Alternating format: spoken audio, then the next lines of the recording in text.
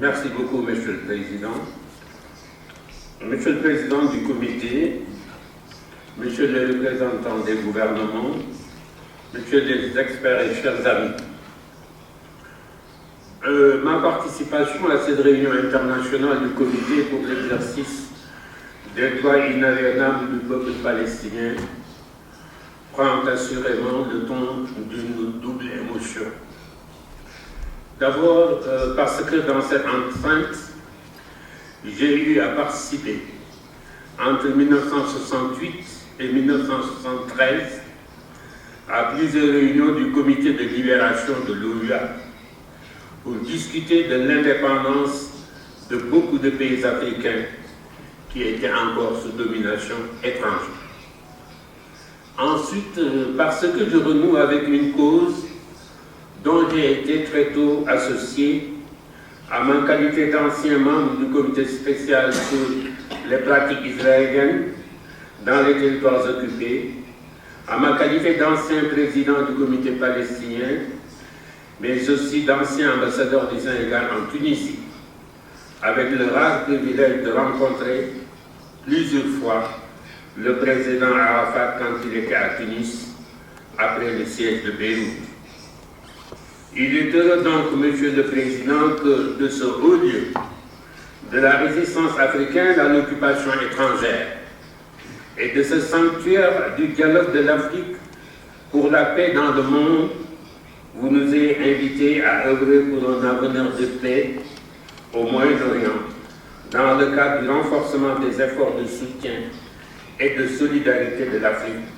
à la souveraineté et à l'indépendance de la Palestine. Les pays arabes ont compris que leur avenir est indissociablement lié à celui des Africains, car 60% de la population arabe vit en Afrique et 40% de leurs terres se trouvent sur le continent africain. Voilà donc une raison essentielle, Monsieur le Président,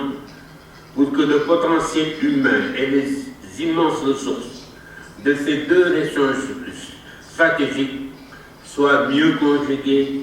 mieux structurés, pour constituer une force coordonnée au service de la paix dans le combat du peuple palestinien. Monsieur le Président, on a parlé beaucoup d'initiatives à prendre,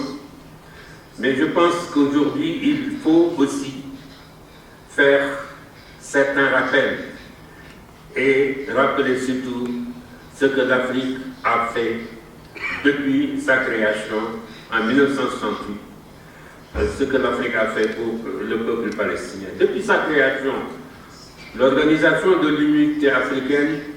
a toujours inscrit la question de Palestine à son ordre du jour. Elle a soutenu sans équivoque le peuple palestinien dans sa légitime à l'ONU comme au mouvement des non-alignés et à la conférence de la coopération islamique. L'OUA a toujours mis son poids politique au cours de ces réunions, de ces instances, pour défendre et faire avancer la cause palestinienne.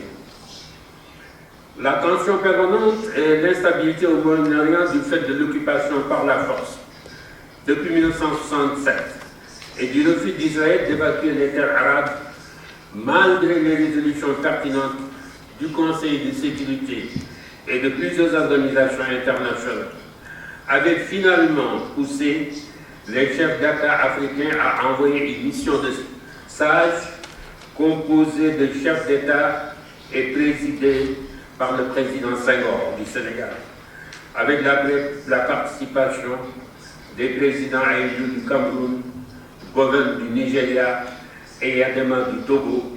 Mobutu du Zaïre. Ces dirigeants africains avaient, en 1970, parcouru le Moyen-Orient uniquement pour faciliter le retour de la paix et permettre une coexistence pacifique entre les États de la région. Au terme de ces constats, et de ces contacts et de ces discussions avec toutes les parties concernées, la mission africaine réalisa à l'époque une véritable percée diplomatique sur le principe du retrait d'Israël des territoires occupés. Ce principe du retrait devait être annoncé par Abba Eban à l'Assemblée générale des Nations unies. Mais au dernier moment, Israël a reculé parce que le Premier ministre Golda Meir lui avait demandé de ne pas faire cette déclaration de la tribune des Nations unies. L'autre fait marquant de l'appui de l'Afrique à la cause palestinienne et arabe est la dimension politique et morale que les chefs d'État africains ont voulu donner au monde en rompant les relations diplomatiques de l'Afrique avec Israël après la guerre du Kippour en 1973. Cette rupture est intervenue à un moment où Israël avait placé des investissements énormes dans plusieurs pays africains. L'Afrique ne vient-elle pas de démontrer encore, lors de la dernière Assemblée générale des Nations unies, sa grande mobilisation autour du nouveau statut de la Palestine aux Nations unies? Monsieur le Président, un fait significatif qui mérite bien d'être relaté est l'adoption par l'Assemblée générale en 1974 de la résolution 32-36 qui a clairement réaffirmé les droits du peuple palestinien à l'autodétermination, à l'indépendance et au retour des personnes déplacées. Droits dont la réalisation est indispensable au règlement durable du conflit israélien. Cela ne suffisait pas aux Africains qui réclamèrent alors, à l'instar du comité de libération dont je faisais allusion tout à l'heure, et du comité spécial de l'ONU, qui était chargé également des questions de l'apartheid, que l'ONU crée aussi un comité chargé désormais et uniquement de la question de Palestine et des droits du peuple palestinien. Ainsi, grâce aux Africains et aux Arabes, et grâce à la présidence africaine de l'Assemblée générale, fut créé le comité pour l'exercice des droits aliénables qui nous réunit aujourd'hui. Et ce comité a toujours été présidé par le Sénégal depuis 1975. Il est temps maintenant, après les avancées de la cause palestinienne à l'UNESCO et récemment à l'ONU, il est temps aujourd'hui que les Africains essaient encore de se distinguer par d'autres initiatives.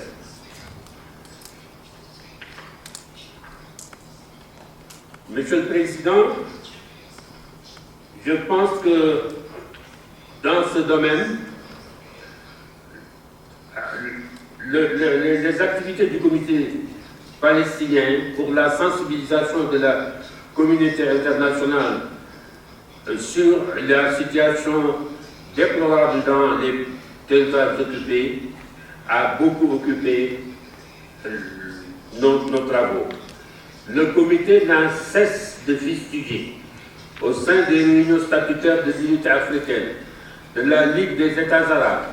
de l'Organisation de la coopération islamique et du mouvement des non-alignés, les comportements inadmissibles de l'occupant israélien.